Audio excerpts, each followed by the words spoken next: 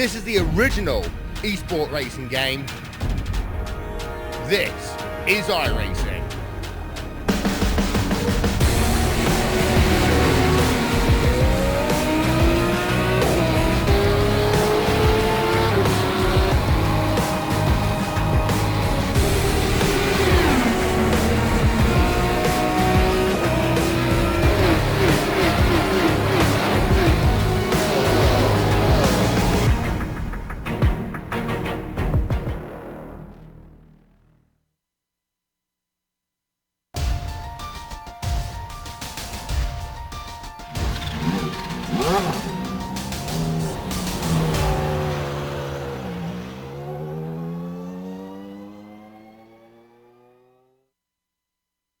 In iRacing, each community has the opportunity to choose their schedule for the upcoming season. In most cases, many will elect for a popular, easy-to-learn track on the first round in order to kick things off with good attendance. However, the Kamel community is not exactly your typical group of drivers.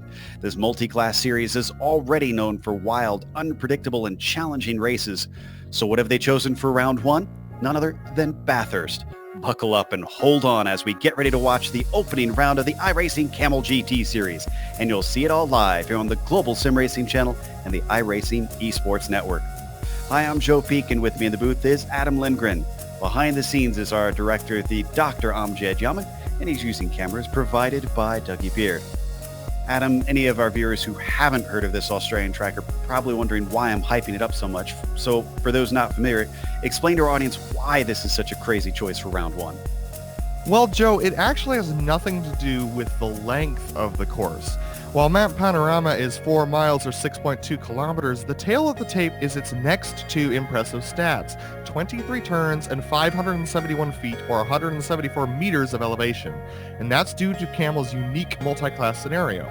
In the Nissan, it's all about precision, nailing each corner within a centimeter of the curbs, perfecting your braking zone, choosing a good, snug setup that has good turn-in but isn't compromised on straight line speed.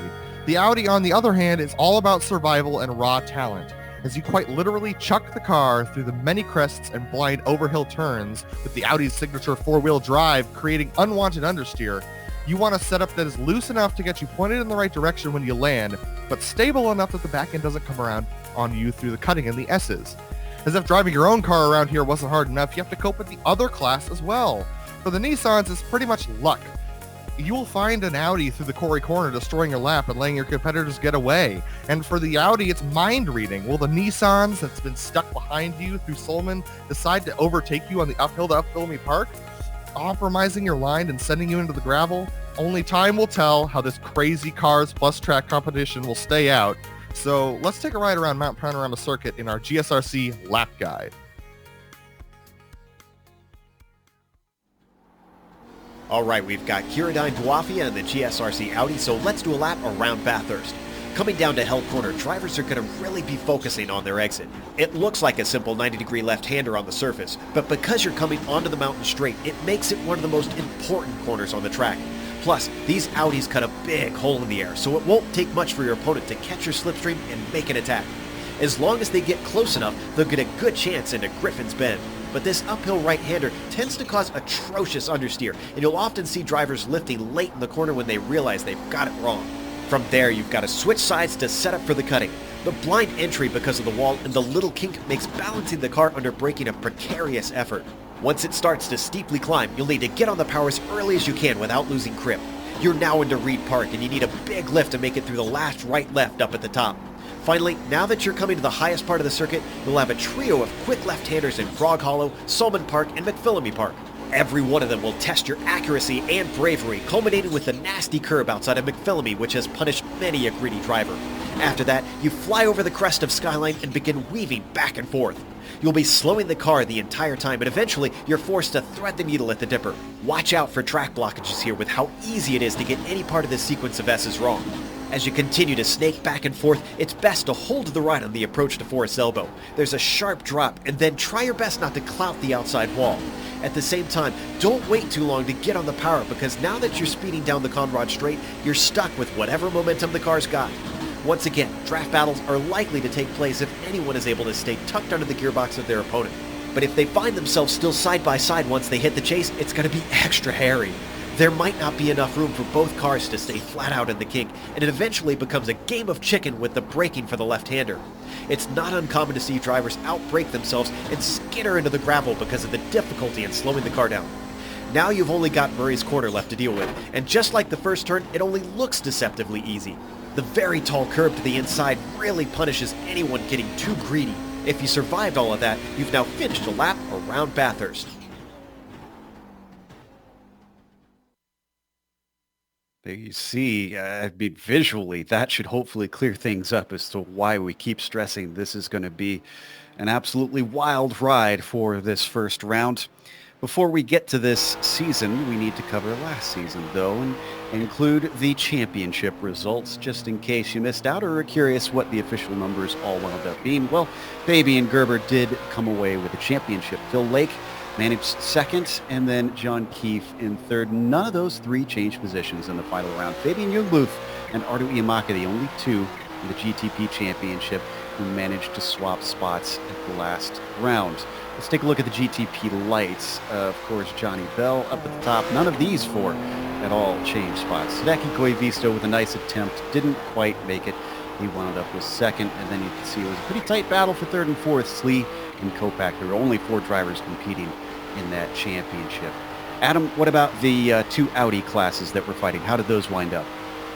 We're starting out with Rob Olenek taking the win over Milan Arnozzi by only 5 points. That one came down to the second to last race, but Rob had enough points going into the final round to be able to take a bye that week. Dennis Neidhart close behind Milan Arnozzi in third position. That was a good battle in the final race as well, with Nicholas Makanos losing 2 positions in that final race, and Ben Lafter coming home in 5th position.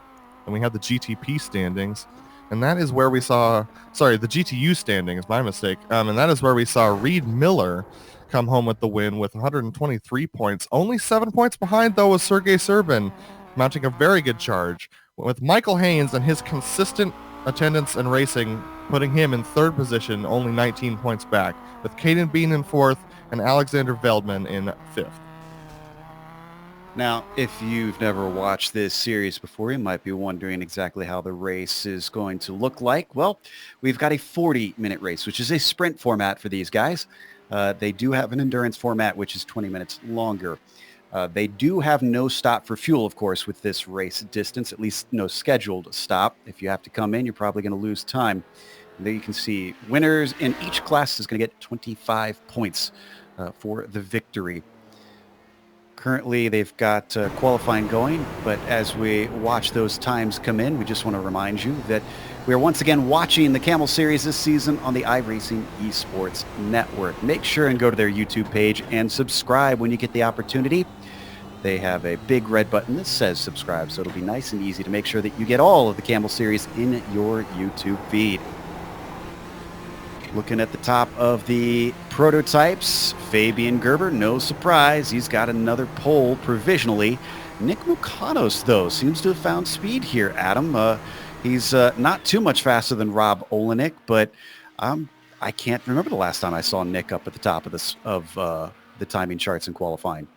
Yeah, Nick's got a great front end on this Audi. He seems to have figured out a way to get it to really snug up and allow him to do a lot of good turn-ins, especially over the hills here at the top of Mount Panorama. So it's no surprise that he's got a good time as long as he keeps it consistent. So I'm not surprised to see him up at the top of the leaderboard. I think he's got one of the better sets out there on the track today. Well, he's just about home free as he's got to come down the hill now. Ove Trangrade as well coming to put another lap in. He's got one in at a 2:03.5. He sits third on the timing charts. It takes a long time to get laps in around here, but thankfully everybody should have enough time to get 2 of them in. It's the chase, and nice and smooth through there. Doesn't outbrake himself. One more corner to get right. I don't know about you, though, Adam. I always found Murray's to be surprisingly tough for a 90-degree bend. I mean, last season I found it surprisingly tough as well. The last time we were here, I think that was 2 seasons ago, causing a wreck going into that corner. It's really hard to get the right line through there as you hit your braking zone. You have a tendency to lock either the front or the rears going into that corner in the Audi. So it's a challenging place, especially because a ton of dust gets kicked up from the turns previously as well. New pole sitter in the GTOs. That is Rob Olenek has managed to put a 10th on Mukanos. We're watching train grade. He improved as well, but not his position, just his time. Not much change on the front row for the prototypes. It is still Gerber up there with Lake flanking him. Most have finished their 2 laps actually in that class. I'm seeing if we've got anybody coming around to try and complete their qualifying there. Looks like Swain and Rothaker are the only 2 yet to complete. This is Alex Moss, a newcomer in the GTOs. And because of the nature of Bathurst and how close the walls are and how hard this track is, we're going to see quite a few drivers who did not score a time due to off tracks or contact. So it's going to be interesting to see who's at the top and also who didn't make a time at the end. Alex Moss, let's see if he gets a time in. Yes, he does. A 2:05.8 is going to be good enough for 6th position in the class. Not a bad arrival for Alex, considering he's new to the series. And as the time ticks down, we are just about done with qualifying. Everybody's had the opportunity, but not everybody got a time in. Let's give you the rundown of how that finished out. It is going to be Fabian Gerber, as we mentioned, who did take the pole. Philip Lake, his challenger last season, returns to see if he could take it to him once more. He'll be on his outside. Jamie Hall starts P3 with Renato Viotto in 4th place. Radar Anderson starts P5. Stephen Warkup in 6th. Fabian Jungbluth will be starting in 7th, and Martin Krejcik in P8. Then Tanner McCullough jumps over from the Audis to the Nissans. He'll be starting 9th within the top 10. Johnny Bell will be P10. And then John Keefe 11th. We have a bunch of our GTP drivers who didn't get laps in. Miguel Hover Catalunya, Luis Emerton, Stefan Schlacker, Miles Tiller, Vincent Rothaker, and Jeremy Swain all did not get laps in. We'll start the back of the GTP field. All right, and we're going to roll through the GTOs pretty quick here. We got Rob Olenek with the pole. Nicholas Meccano coming in right behind him, very, very close on time there. Ove Trengere is going to start alongside Riley Thompson. Reed Miller is going to start back there, as well as Alex Moss. We have Sergey Serbin as well, starting in 18th position overall. And then we have Matthias Hadval, and then Henrique Pitkanen as well, starting in row 10. Then we have Gennady Kalashnikov and Aaron Kertez there, starting alongside Michael Haynes. And then we have Riley Downey as well. And then we also have quite a few GTOs who did not start as well. We have Simo Reba and Chad Hissaw as well, who are going to start at the back of the pack today. Porsche pace car already peeling away. Don't have to do a full pace lap, thankfully. Drivers might even have trouble doing that at pace speed coming up and down the mountain. So as they follow it into the chase, as we mentioned, Fabian Gerber will lead the way. How are they going to handle this with a few newcomers, a few unfamiliar faces having to get adapted to the craziness that is the Kamel GT series? Porsche pace car is getting ready to peel into the pit lane. Gerber given control. He's waiting patiently as they approach Murray's. Still waiting. Now he guns it. And away we go for round 1 as the green flag is out. It's a great jump for Gerber. It's a horrible start for Phil Lake as Jamie Hall gets into second. 3 wide down into the first corner. Hell Corner already takes a victim with Renato going offline. Let's go to the GTO start. GTO's had an accident already. The number 6 car went around. That's Ove Trengere. He got spun in that first corner, lining up to the front straight. So they've already had an accident, but because of that, the field has already straightened out a lot. But we got a challenge for the lead here with Nicholas Meccano closing in on Rob Olenek. Olenek retains it as they hit Griffins for the first time. Meccano staying in line as they try to leave Riley Thompson behind. There's already a big gap there. Same thing back to 4th in that group with Sergey Serbin starting to drop back. into the cutting for the first time. And so far, as they climb the mountain, so good. A few drivers sliding around, though. I saw Alex Moss almost have a moment, but he collected it up before he hit anything or anyone. So we switch over to the Nissans now. They are already on their way down the hill. Fabian Gerber hitting Forrest's elbow. Now he gets to stretch the legs out on this and Miles beastly Tiller prototype. has spun in the S's. Miles Tiller has spun around in the S's. He has got huge, heavy front end damage there, and he's gonna have trouble getting back to the pits even with that amount of damage. Check the replay. Unfortunately, that damage came from getting hit twice, once from Rothacker and once from Swain. We're going to watch on board Tiller, the Atlantic driver, fortunately losing it on his own and stuck in a very awkward spot. Tiller has taken a tow, and while we've been here in replay radar, Anderson has also spun around, exiting the hill, so he's down below most of the GTO drivers, so he's gonna have to catch back up as we continue to watch. Oh my goodness, just seriously unfortunate events there for Miller. Wrong place at the wrong time, sadly. You're right, Anderson's got a lot of work to do. That's going to be something of a headache because he's not going to get any blue flags to help him go by these drivers to warn them that there's someone coming up. Meanwhile, we've stepped over to this battle for second place. Jamie Hall leads Phil Lake. He took it at the start.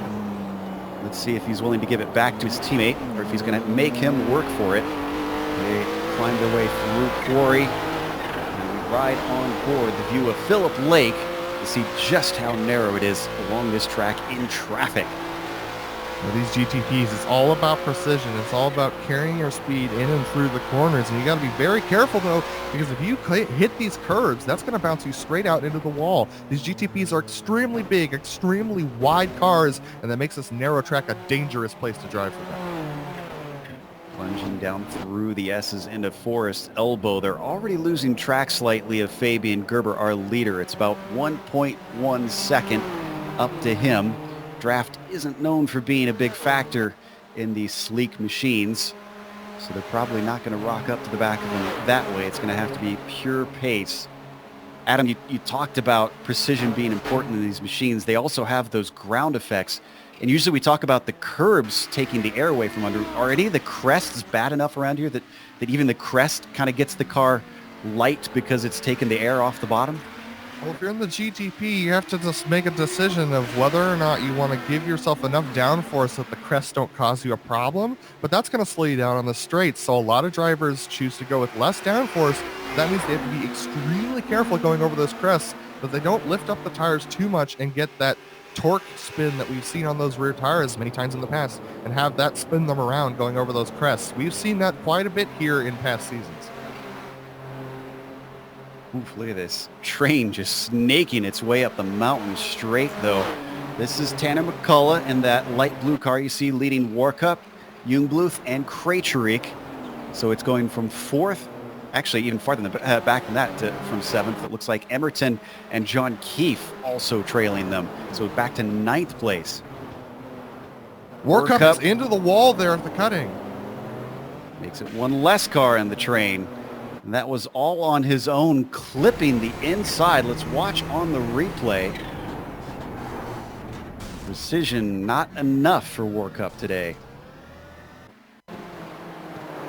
And he decided to take a tow straight away. He knows that the damage here at Mount Panorama for those GTPs, any front end damage is going to really reduce your straight line speed when you get to the rest of the course. So he probably knew that he had too much damage and had to back out. In the meantime, it seems like you've spotted the battle brewing up at the top of the Audis. Olenek and Makanos not getting away from each other. No, we thought Olenek was going to pull away, but Makanos has been honestly keeping it pretty close.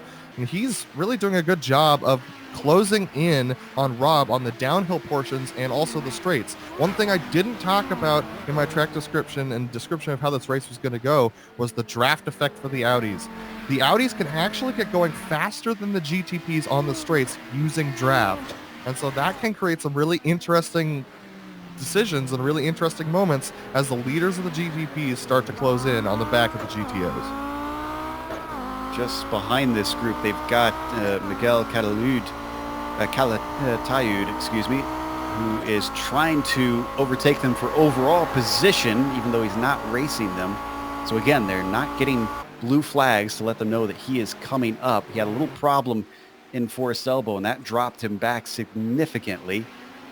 So he won't be able to overtake them down into the chase. These are top three that are ahead of him, and they've got Anderson, who you mentioned, who fell back at the start too. Yeah, Miguel's been having trouble making passes here on these top three as he approaches Riley Thompson, and it's very difficult to make passes here on Bathurst, especially going up the hill, but he's got a good opportunity this time to hit it to get Riley down the straights. But if he's slow over the hill, Riley's going to overtake him back. It's a little bit of wheel spin on Miguel as we watch the top two try to draft one another, but Mukano's just not quite close enough. And Jeremy Swain looks like he's taken a tow. Jeremy. This looks like Griffin's Bend.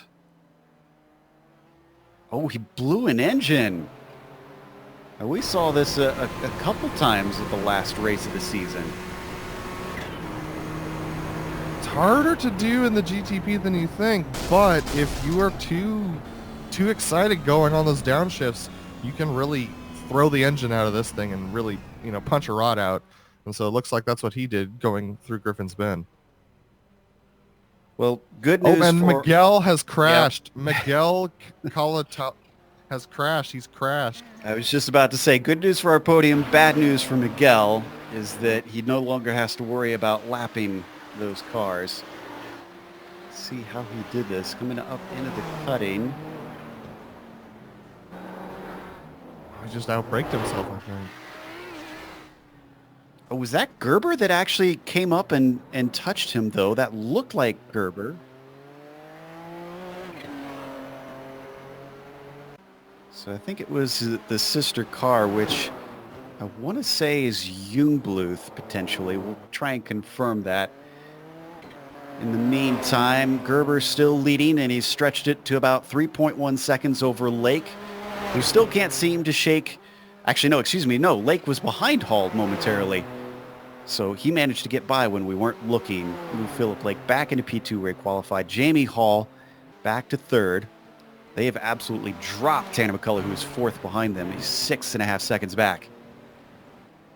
And Fabian Gerber, within the next lap, is going to catch the back of the still running Audis down to P14. That is Simo Raba.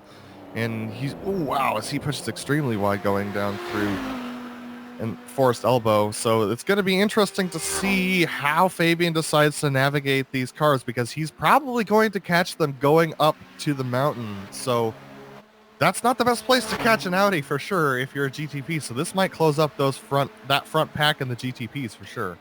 It certainly makes him getting that gap very useful, so he can take his time to maybe pick and choose a little bit more instead of making risky moves.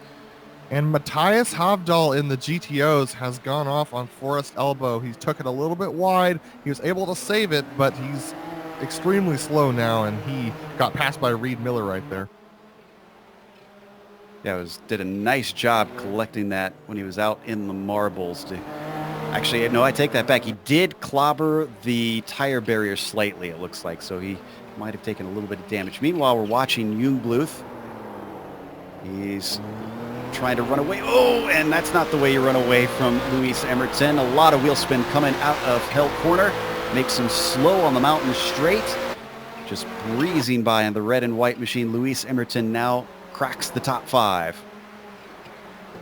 As we're watching that battle, Fabian Gerber has caught up to the back of the GTO field, so he's going to start navigating those folks, and that's going to allow Philip Lake and Jamie Hall possibly to have a challenge, but they're going to catch the GTOs at a bad time as well. So if Philip Lake can navigate this traffic better than Fabian Gerber, this might be his opportunity. Wow, just absolutely slicing through. So we watch from on board Gerber. Oh, meanwhile, the Dirty Torque drivers are certainly catching things at a horrible place down through the dipper, and somehow Aaron Cortez managed to pull through, but not before costing them quite a few seconds. Yeah, that lost Philip Lake about 2 seconds there catching that car through the dipper. So as you can see, going over the hill in the GTPs, it's purely luck where you're going to find these guys, and you just have to pray that they're driving fast. Otherwise, you run into the situation where they can really slow you up and make you lose a ton of time. Jamie Hall's right on the back of Phil now. Breaking down into the chase, not quite close enough to have a go at his teammate. These two dirty torque drivers tend to wind up close to each other as they come out to complete another lap. Looks like he's not going to get the opportunity yet again. So we've got a battle brewing down P7 in the Audis. Let's see if we can take a glance at that. Yeah, Ove Trangaré just overtook Alex Moss for 7th place there going into Griffin's Bend.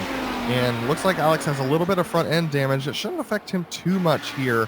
But Ove Trangaré, after his early issues, he's really starting to claw his way back forward. Yeah, hopefully he can find himself a decent finish considering his qualified implied. He's got good pace around here. They come over Skyline and down through the Dipper. He's not too far behind Hovdal. You mentioned before, sits in 6 ahead of him. It's about 2 seconds up the road. But how far back does this slipstream stretch down these straights in these cars? Do they punch a pretty decent hole?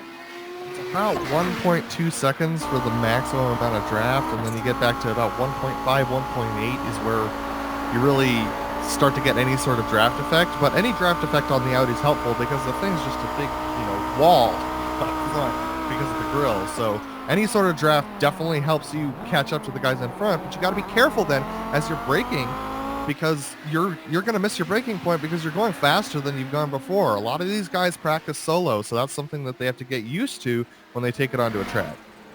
Personally, always reminded me of something of a car made of Legos, the way that they're constructed. So we watch the number 6 come around and complete a lap, and he is catching Matthias very quickly. What was 2 seconds is now half a second with a great launch off of hell. And I don't think he even really needed the draft on this one. He's already coming up to the rear of the number 7 car. Is he going to have a go? Yes, he pokes his nose to the inside over the crest. Down to the braking for Griffin's Bend. Matthias will fight valiantly, but not well enough. He'll have to slot back into 7th. Yeah, that corner looks like it's banked enough for you to take the outside line, but it gets so dirty out. Oh no! Ove Trangaré sliding through the cutting. That's going to allow Matthias to get a little bit of time back, but I think Ove's just too fast. He's going to pull straight away. Ove racing the only way he knows how to do, and that's on the edge of control as he slides his way around the cutting. Still holding on to 6th place. He'll have to worry about those tires as this race goes on, though. Hopefully he doesn't wear them out too much. Meanwhile, we're looking at 2nd and 3rd having to weave their way around the various parks up at the top of the hill. Thankfully do so without occurring any sort of damage.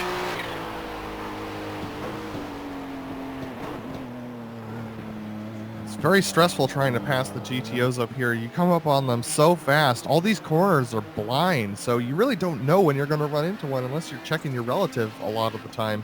So, when you're up here at the top of the hill, you don't have time to look away from the track. So it's very difficult to keep track of how fast you're closing on the Audis. If you catch one at the wrong moment, you're in trouble. This battle for 2nd and the battle for 4th are two of our closest in the prototypes. That's Lake and Hall for 2nd, and McCullough and Emerton for 4th. Down into the chase. Unfortunately, Hall, who had to relinquish the position earlier, has not been able to pay Phillip back and get himself one step higher on the podium. There we see now McCullough trying to outrun Emerton as he hounds him at every corner. Yeah, McCullough was running the GTO last season. He switched over to the GTP for this season. Looks like he's having a little bit more success with it. But Luis Emerton, we've seen his pace, and we've seen how aggressive he is. We'll see whether or not he can make quick work of Tanner McCullough here. But Tanner's going to choose discretion's better part of valor and wait for that Audi there, but that's going to allow Luis Emerton to get a really good run out of the first corner here. Kalashnikov, who pulls out of the way just as the battle flies by. Emerton's within the slipstream. He's starting to pull up. He's to the inside, but as they break, he's not far enough inside, so McCullough holds him back for now. I believe this is going to be a really good battle. Tanner is an extremely good defensive driver. He knows exactly where to place his car to keep other cars from getting by. But Lewis Emerton's extremely aggressive. So this is going to remind you of some of the famous battles we've had in Formula One as well. But these two drivers perfectly suited for the role that they're trying to do right here. One pass and one block. And something's happened to Stefan Schlacker that slowed him down. And it looks like it is the wall. I think he clipped the inside of the cutting. Yep. Just got, yeah, oh my goodness. Yeah, that wall hit is not going to do good things to your front suspension at all. Looks like he just got a little unstable right there going into the cutting, and that's going to be a very difficult spot for any car, especially the GTPs. And once that breaks away from that... Battle for second, and the prototypes erupting. Phil Lake and Jamie Hall. Hall actually had a look down into the chase. It didn't work out, but he's getting ever closer, and they've got more traffic in front of them. This time it's Trangerade, Miller, and Serbin all fighting for position. That's going to complicate things greatly. Gerber was able to cut through this all on the straight, so these two guys are going to get really held up here. Jamie Hall might have an opportunity to get Phil Lake back here, but as these Audis spread out and take different sides of the road, that's going to make it very difficult for them to get by. Look at them trying to get as much draft as possible from the cars ahead. And it's not working for Jamie Hall. He didn't get enough of a slipstream to try and outrun his teammate, so he'll stay in third. But now they hit the mountain and is very much going to be single file here. No Audis ahead of them, at least for this lap.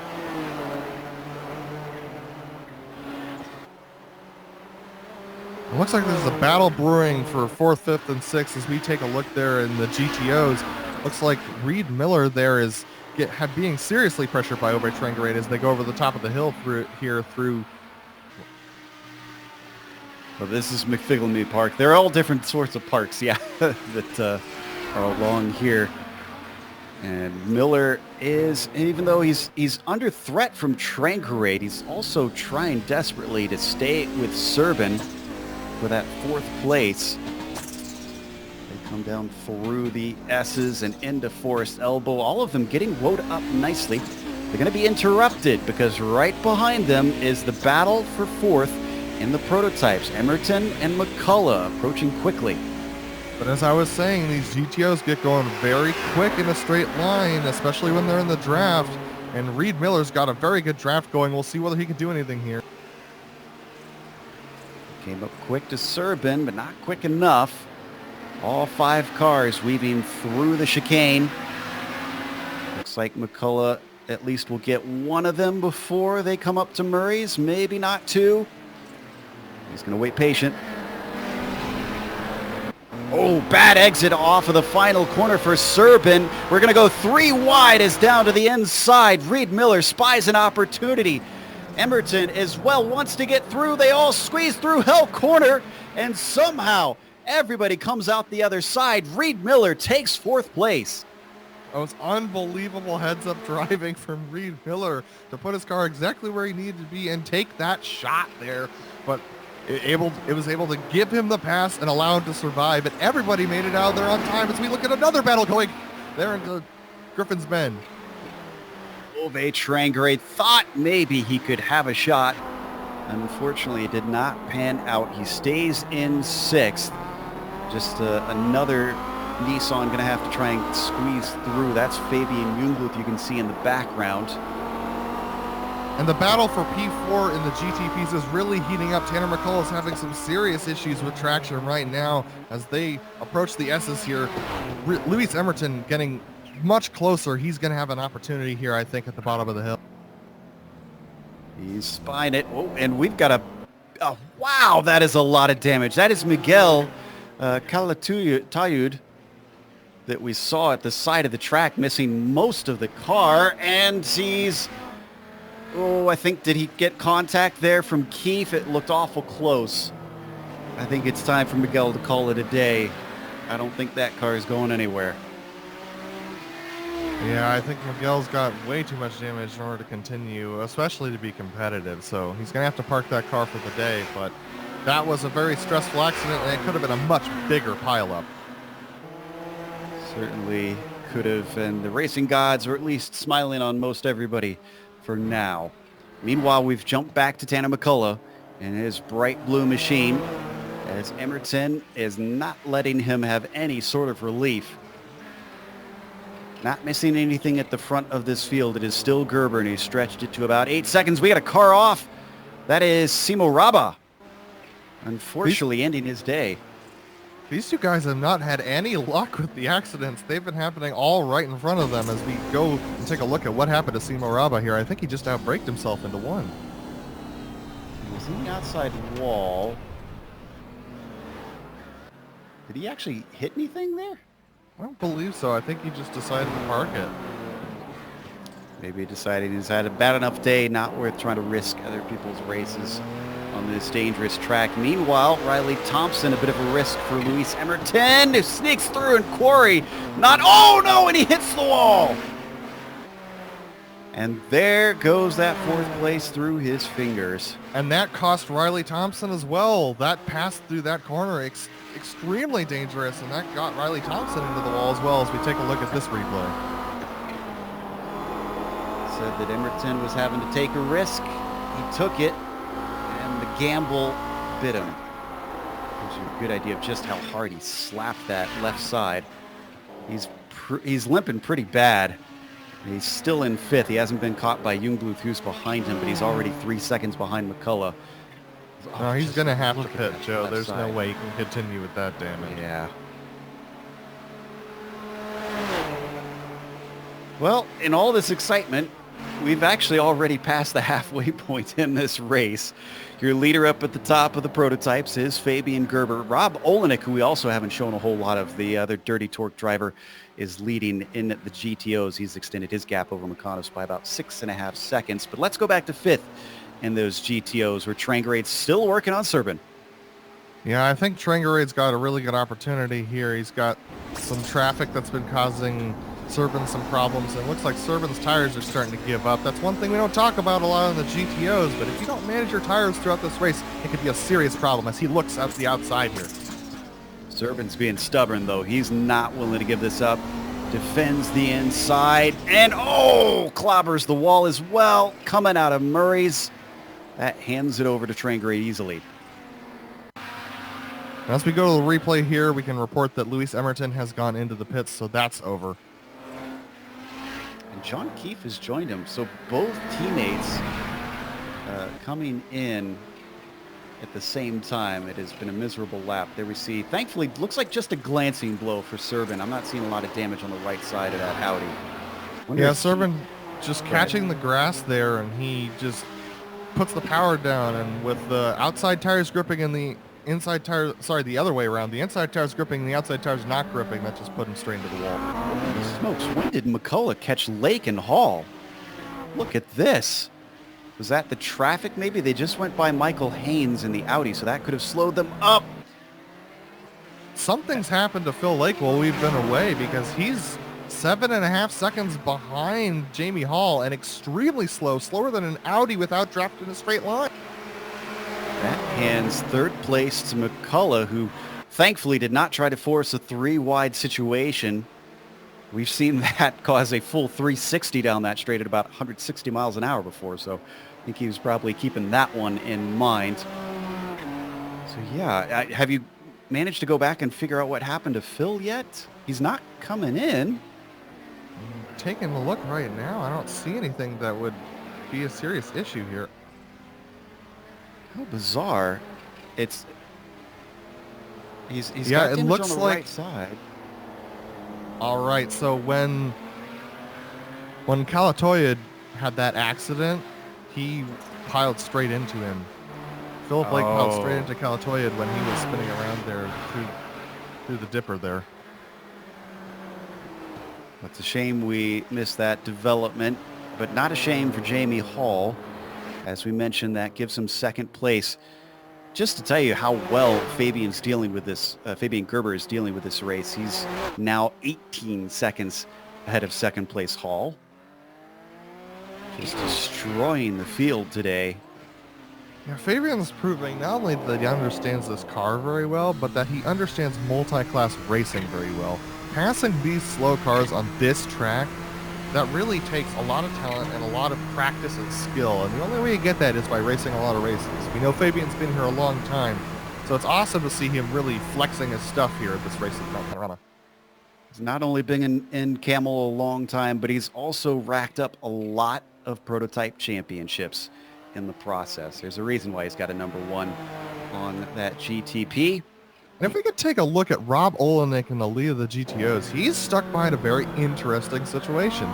He's got 2 slow GTPs and a slow GTO that he's going to have to deal with here. So this is a very interesting development as he almost gets sideswiped there by the 27 of Aaron Cortez. Cortez thankfully saw him coming and did not completely pull over to the left.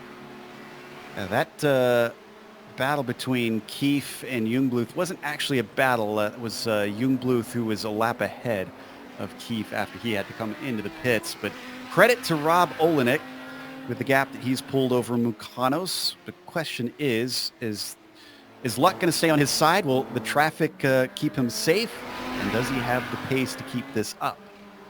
And we just talked about Ove Trangarade passing Sergei Serban, but he's already only a second behind Reed Miller in 4th position. So Ove Trangarade really, with quite an amazing race he's got going right now, and he might be able to get himself all the way up into, I mean, possibly P3 by the end of this race. That's what I was going to say, because Riley Thompson's only about 3 seconds ahead. And has taken the pits. Oh my goodness. It just never stops. What happened here? I'm checking to see if he hit anything. That's definitely going to promote Ove Trangarade into 3rd position if he can catch Reed Miller, and he's catching him quick. Survival is the name of the game around a track like this. Already within the draft of Reed Miller, the Norwegian starts to apply a little bit of pressure on the number 18. Yeah, these Audis going up this hill, you can see them, they're just pushing and pulling and just being very difficult to drive. Driving an Audi up this hill is like trying to domesticate a rhinoceros. It's big, it's fast, it's awesome, but it doesn't really go where you point it. So these cars, not easy to drive around this track at all. Oh my goodness, as we watch Reed Miller hit the wall. That seems to be the theme of the day. If you can keep it off of the concrete, then you could probably get a good finishing position. Unfortunately for Trangarade, even though it slowed up Miller, it did not open up a door. And they are going to have the likes of Johnny Bell come up behind them as they go through the dipper. I think at this point, Trangarade is having to just try and wait so that he doesn't throw the race away, knowing that he could easily get by Miller, who slides it through Forest Elbow. Oh, but a horrible, Misshift from Trangarade as he was trying to get going, and that's going to allow Reed Miller to get away, and Johnny Bell's going to have to make this pass. Bell's going to get 1. Well, there's a missed opportunity for the Norwegian. Reed Miller breathes a sigh of relief. He's got to watch to the inside. Here comes Johnny Bell. He gives him space, and he gets a little contact for his politeness. Here comes Trangarade a second time, and once again he can't do anything because there's Rothacker. This race is nothing short of exciting, and with Ove Trangarade, Reed Miller, we got Johnny Bell and Vincent Rothacker. Rothacker should have an opportunity to pass Johnny Bell on this front stretch. Both of these battles should resolve themselves before they get to Up the mountain straight. Reed Miller's got some damage as we watch Bell and Rothacker. Down to the inside. Bell tries to defend. Rothacker going the long way around in Griffins, and there's just no grip outside of there. Backs out of it by the time they hit the cutting. And Ove wasn't able to get Reed either, so these battles are still going. I guess I was wrong, but Reed Miller having a really hard time with his front tires. They are not gripping the way that he wants to, and he's having a serious time getting everything really hooked up. We'll see whether or not he has trouble heading over the top of the mountain this time as well. Well, looking at the right side of that GTO, I think Reed Miller is probably dealing with an ill-handling car. look at how much it is banged up on the passenger side. And Tanner McCullough is not going to be content with third place now that Phil Lake has fallen back. He's been trying to peel P2 away from Jamie Hall for a number of laps, and I think he's going to get it this time. What happened there? Jamie has some serious rear end damage looking at the car, so that must have happened while we were away as well. Some right side damage. He probably hit the wall going over the top of the mountain somewhere. Checking to see if I could find it, if it's recent. I think it was within this lap. Oh, no, I didn't find it. And the battle Sorry. for P3 in GTOs is really heating up. Reed Miller really puts a huge block on Ove Trangerade. If we could take a look at that again. So can't do anything through Murray's. Let's watch the replay. Into the chase, you can see a little poke to the inside from the number 6. Trangerade tries to get the run off the corner, and he does, but unfortunately is almost forced onto the grass. Yeah, trust me, racers have the memory of elephants, and so he's going to remember that. We'll see how kind he is here going into Griffin's Bend. Reed Miller does not defend. He holds the outside, and that's going to give it away. In fact, he glances the tires. So Reed Miller has now evened out the car. The right side damage has been mirrored with some left side damage. And that's going to free up Ove Trangerade to try and race after Mecanos, but with only 7.5 minutes left in this race, I don't think he's going to have time to catch that front pack. Yeah, he's going to have to hope for a mistake from the number 10 if he wants P2. Let's go to 7th in the prototypes. Remember, we were watching Bell and Rothacker going at it. Rothacker now behind Bell again because I believe that was reversed not long ago, was it not? Yeah, I believe so. So Rothacker still sticking with Bell, which is a good sign. Rothacker, not our series regular here, but he shows up occasionally, and he's having a pretty decent race. Unlike some of the guys behind him, he has not had to pit for damage, but looks like Johnny Bell is lacking some serious straight line speed due to some damage that he has. So if Rothacker can get it woed up through the corners and get a good launch off, he's got a good opportunity to take him on the mountain straight. Stand right with him. Oh, hey, got a good launch right here, and he's already looking for it down into Murray's. But Johnny Bell's going to take it down to the apex. He didn't see a car to his inside, so he sticks with the racing line. Another good run coming out of the final corner. Another look to the inside into hell. But Rothacker, and some wheel spins certainly not going to help as they It come looks like up the long Steven straight. Schlocker, he has hit the pits and he's taking a tow. It looks like he's out of the race. Let's see what happened to Steph here.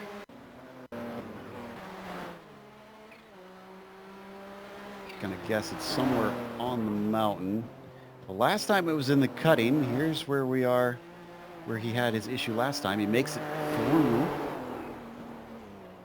Oh, but not out of it. And in Quarry, he bangs the right side hard.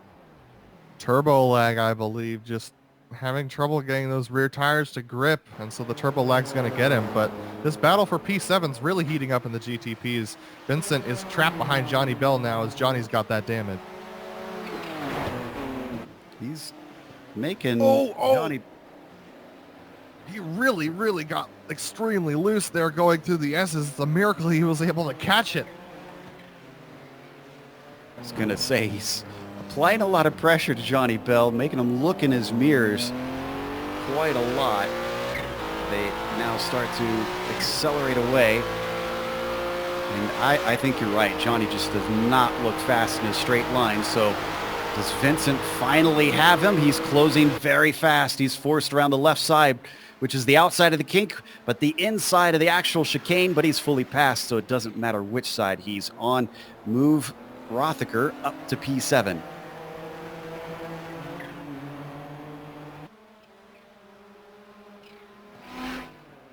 Four minutes left to go.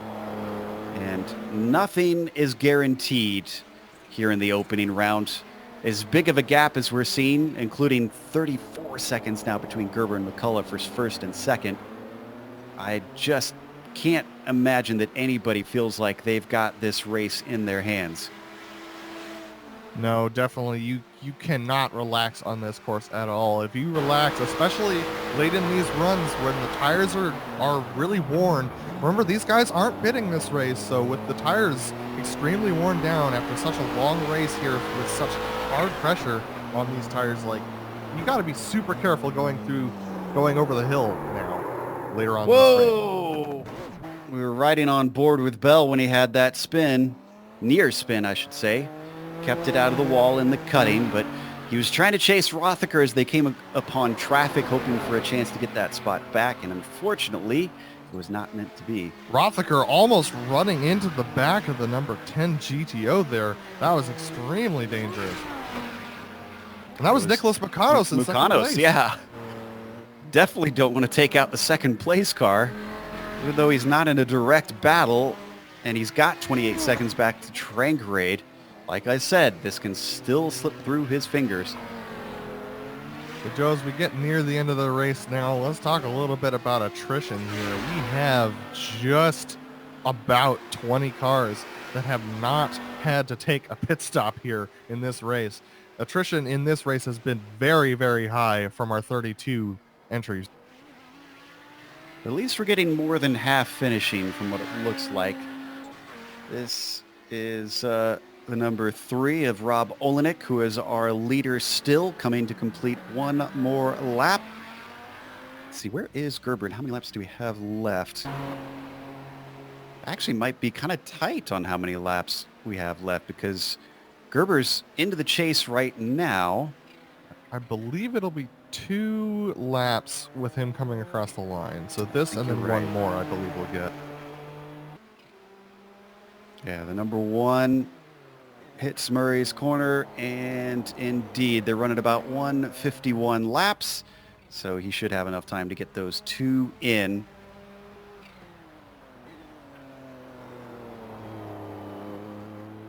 Most of our battles have started to drift apart slightly, so let's run down the order of the top 5 for each class just to get you up to speed on what everybody's been going through.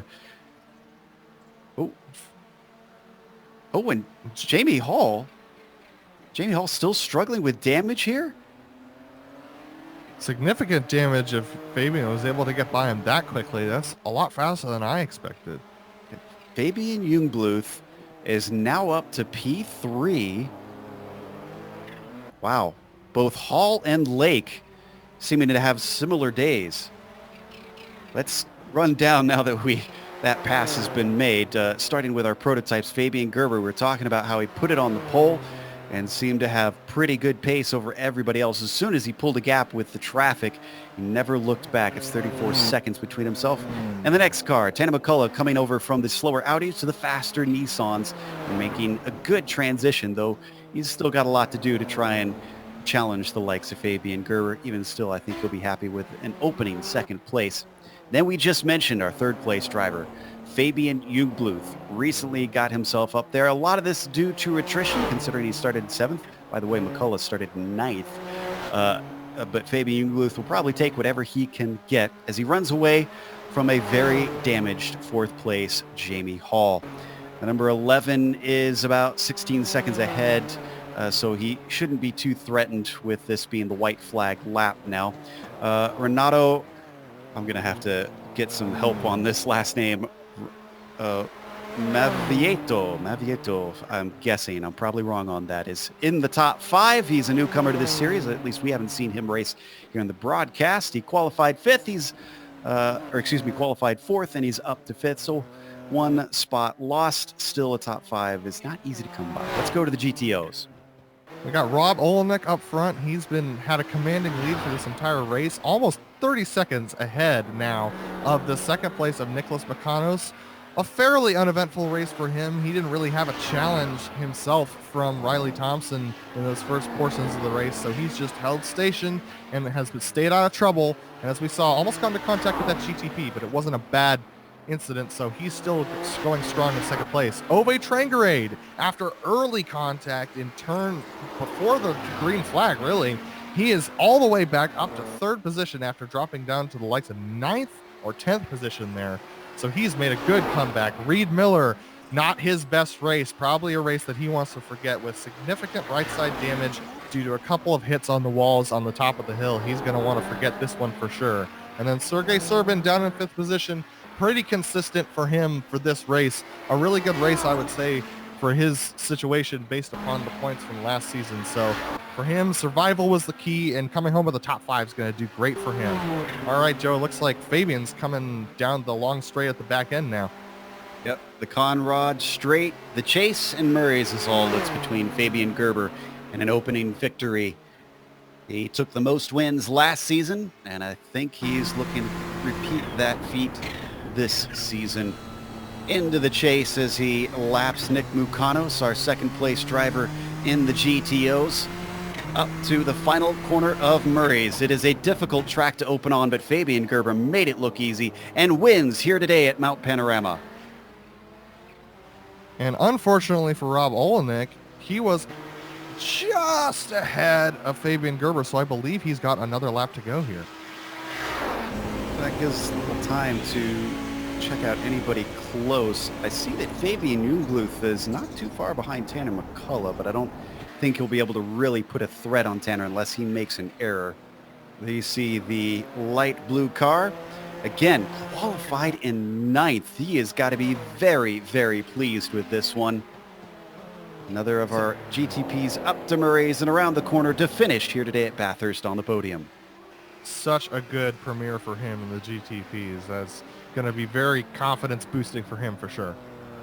Just want to mention too, it was relatively close between Miller and Serbin, but Miller managed to come home in 4th, even though he lost out to Tranquerade. So let's give Rob Olenek a little bit of screen time. You can't lose the first place now, since Nick Mukanos has already finished the race. At this point, he's just taken a victory lap down through the S's and into Forest Elbow. I tell you what, impressive drive. Yeah, and Olenek is really carrying some great momentum, because not only was he the champion in GTO in this series, but he was the champion in the Lotus 49 Grand Prix Legend Series as well. So 2 championships in his hands and kicking things off with a victory. He's got to be smiling. Yeah, here he goes now. I mean, this is such an impressive run from him. All respect to him. He's a great battler, a great guy to race with on track, really respectful with you on track. And so it's awesome to see him have this amount of success. Success comes to him once more here in Australia, taking the victory at Bathurst for the number 3 car. That's the last of our vehicles that need to cross the line, so let's take a quick break here on the Global Sim Racing channel. Between now and our interviews, as well as the official results, we'll have all the upcoming races here on the GSRC on screen, so don't go away.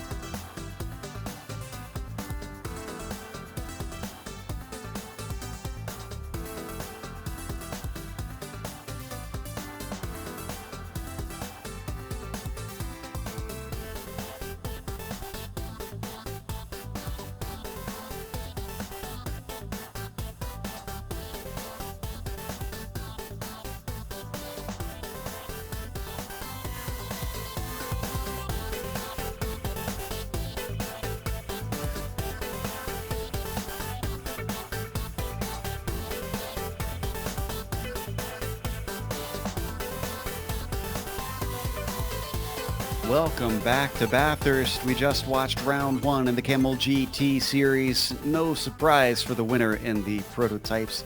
It was Fabian Gerber taking another victory and proving why he is considered one of the best in this Nissan. Tanner McCullough followed him home, though, considering he qualified in 9th, and this is his first time in who knows how long to race in the GTPs. I'd say he should be pretty happy with 2nd place. Fabian Jungbluth did challenge him home, but had to settle for 3rd. I say settle with tongue firmly in cheek. Fabian also from 7th place on the grid, a big climb. Jamie Hall is the one that is probably disappointed, falling back to 4th place with damage when a second could have been in the cards. Romato Armavieto finishes in 5th with Phil Lake, similar to his teammate, being up at the front, taking damage, falling all the way back down to 6th. Vincent Rothacker finishes in 7th with Johnny Bell finishing P8. Luis Emerton was in the hunt for a decent finish for some of the time, but then himself ran into damage and wound up a lap down in 9th. Then it's Martin Krejcik rounding out your top 10, and Adam Radar Anderson was the last of our GTP cars to finish in 11th. Then we have Rob Olenek in 12th position, finishing 1st in the GTOs, a really dominant performance from him. Nicholas Makanos keeping it clean, coming home in 2nd position, with Ove Trangereed on the hard charge in 3rd position. Reed Miller, after his troubles, is able to salvage a 4th position, and Sergei Serbin with a good solid finish in 5th position. Then we have Matthias Hobdahl in 6th position. Then we have Gennady Kalashnikov in 7th, Alex Moss in 8th, and Aaron Cortez in 9th for the GTOs. Then we have the stragglers, those who had trouble, starting with John Keefe, Simo Reba, Stefan Schlacker, Michael Haynes, Ryan Downey, Riley Thompson, Miguel Jovier Calatayud, Jeremy Swain, Henry Pitkanen, Stephen Warkup, Miles Tiller, and Chad Hissa are going to round out your field. A lot of frustrating days for a lot of drivers, but not for Fabian Gerber, who took the victory here today. Fabian, hello. A 39-second gap at the end is impressive. What is the trick to staying out of trouble and being fast around here? Because that was amazing. Well, thank you very much. I can't really say because I didn't feel like I was going so fast because there was so much traffic. I always had to back off, and I just was very careful, and smooth is fast, safe is fast, so it worked out really well. What did you think seeing Bathurst as the first race up for the season? And this series already tends to have a lot of unpredictability, but Bathurst is incredibly tough. Were you worried about newcomers coming in and not necessarily knowing how things will work? Yes, a bit, to be honest, but it all went well. It was actually traffic didn't play such a big role as it does on other tracks where even though you think it should, but all went well, and there were no hairy situations, whatever. I didn't lose too much time, at least not more than the others. We're going to a different sort of tricky situation next week with Zolder. Lots of chicanes, a very short lap around there. How do you expect things to go? Unfortunately, so it's not unfortunate because I'm at the Swiss E-Prix, so I can't be racing tomorrow. Yes, I'll be there back the 3rd week. Well, I'm very jealous. I would love to go to an E-Prix at some point. Congratulations on the victory, and we can't wait to see you get out and race again, sir. Thank you very much. Bye-bye. Up next, we have 2nd in the prototypes, and Adam's going to be talking to Tanner McCullough. Yeah, Tanner, what a premiere for you in the GTPs. How did that race go from your perspective? Well, I started the race, everyone around me died, and I finished 2nd, so it worked out well. Yeah, what a finish. I mean, so switching over from the GTOs to the GTPs here, how different is it racing in this GTP compared to the Audi? You aren't in a constant state of fear of someone running you over from behind, so that was a little nice. But yeah, there's a lot more control that you feel out there because like everything's happening in front of you, not behind you. And now that you're in that GTP, how is it trying to overtake those Audis, and what are you learning about overtaking the Audis that you didn't know as an Audi driver last year? Just that some of the slower Audis are a little bit scary, but for the most part, it's basically what I expected. Well, fantastic. So going into Zolder Alt next week, what are you thinking with all those chicanes and that tight track? I think it's going to be another race where it's just about keeping the car healthy and not bouncing over a chicane and losing 2 seconds a lap from damage, I think. Awesome. Well, is there anyone you want to thank today, Tanner? Just want to thank everyone for watching my stream, watching the broadcast, and thank you guys for doing this. Awesome. Well, thanks, Tanner, for coming out, and thanks for talking to us. And yeah, I believe we have Phil Lake now with Joe Peak. Yeah, not the day that Phil Lake wanted, considering he started on the front row. Phil, it seemed like you had a nice little battle going with your teammate, and at least a podium was looking likely, and then you came upon Miguel. Tell us about the incident. Yeah, coming down over Skyline, and I hadn't really been having any issues with the Audis up until that point, and I noticed I was coming up to a Nissan, and as I was catching him, his car didn't look in the greatest of shape, and it's a little bit different when you're catching a Nissan because you're not you're not really sure if they're going to let you go or if they're going to make you actually pass them or how it's going to work out. So I was kind of looking for little tells of if he's going to give me some space, and then he decided to give me the inside, or I don't know, to kind of yield going into the dipper, which was not the best decision. And then I just got tangled up with him as I think he hit the wall on the inside. Sorry, go and ahead. That was pretty much race over. From there, I was about 8 seconds off the pace for the rest of the race, and the car was an absolute handful, but made it to the finish. Not a good start to the season. We can hear the disappointment in your voice. In that decision to continue on and not come into the pits to get the damage repaired, do you think you would have been better served to try and hop in to see if you could get anything fixed on the car? Do you think you went about it the right way? There's always a little bit of fear that you're going to come into the pits and get the dreaded too much damage thing. So I did think about it, but once you've kind of done one lap, I think I did a couple of laps that were 2-minute twos or something like that, and I thought, well, I've already lost like 20 seconds, so if I come in now, it's going to be hard to get that time back. So and you have no idea how long the repair will be. So I think staying out on track is usually the better option, unless you know what damage you have. Well, commiserations on the 6th place. I'm sure you were hoping for a little bit more. Maybe the luck will turn around as the season progresses. Yeah, I'll be back next week and try again. That was Phil in and around the lake, who, while he started on the front row, finished in 6th today. One more before we go. Adam has caught up with Stefan Schlacker, who seemed to have had a bit of a topsy-turvy race out there. Yeah, from one driver who had some damage but continued it going, and to another driver who had some damage and was unable to continue. Stefan, you had some trouble during this race. What happened? Well, one could definitely say that I had trouble. No, the start was quite good. I got a little bit bogged down by the outside lane, who had a terrible start. But I climbed my way back up to 9th place at one point, or was I 8th? Something like that. But it was a good race until then. I just tried to keep it clean, try to keep it off the wall. So basic survival stuff at Bathurst, I guess. And then, yeah, I had some struggles on the brake because of how far back those were. And moving them forward didn't help. And then, yeah, just overcooked it slightly into the cutting. And you saw what happened there. I was sort of surprised that I didn't get a meatball from that. A few laps later, down into the dipper, out of the dipper, over the bumps, completely thunder-footed it, backed it into the wall, and yeah, tried to spin it around, hit the wall again with the left rear.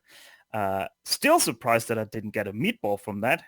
The third tries to charm into McPhillamy Park once again, hit the wall, And yeah, a lap later over the bumps, once again, you saw it out of the cutting, just completely lost it there because of too much damage. And then had the meatball, had way too much steering angle on it to go straight. And yeah, decided to just, keep it clean, keep it safe for everyone and park the car on the side and tow it because it's fun to race a car, but it's not fun to ruin anyone's race if you have a damaged car. Well, after such an eventful race this week, what are you thinking next week with Zolder? I'm not sure if I'm gonna race. I really love Zolder because it's such a quirky and weird track with just being basically consistent out of chicanes. But yeah, I will have to see. I didn't do any practice for this round. I'm gonna be honest. We're gonna see how I'm gonna feel next week, where I'm gonna be next week, if I'm here or not.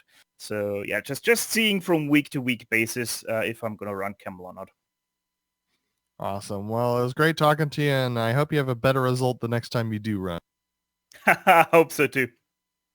Awesome. That was Stefan Schlocker, and back to you, Joe. Yep, that's going to wrap things up today for the broadcast. But of course, we want to thank a few people, including the Kamel community, for bringing us back for another season of coverage, and also to iRacing for putting us on the iRacing eSports Network. Once again, if you go over to the YouTube page, click the big red button that says subscribe, and you won't miss a moment here in Kamel GT. Thanks to the companies that provide the software and hardware for our broadcast listed here on your screen. And additional thanks go to June Lalonde, who provides our wonderful music. See the screen for how to get a hold of more of her great work. Thanks to the team today, Adam, Amjed, and Dougie. If you'd like to find out more about GSRC, including upcoming races, you can find it at globalsimracingchannel.com. We're also on social media on Twitter at GSR Channel, Facebook at Global Sim Racing Channel, and Instagram at GSRC_Graham. Next race, as we mentioned, we're heading over to Belgium. That'll be at Zolder, Saturday, June 22nd at 1 p.m. Eastern. But we have upcoming races for other series listed on the screen, so check those out and mark them down on your calendar. However, until next time, race clean, race hard, and we'll see you on the track.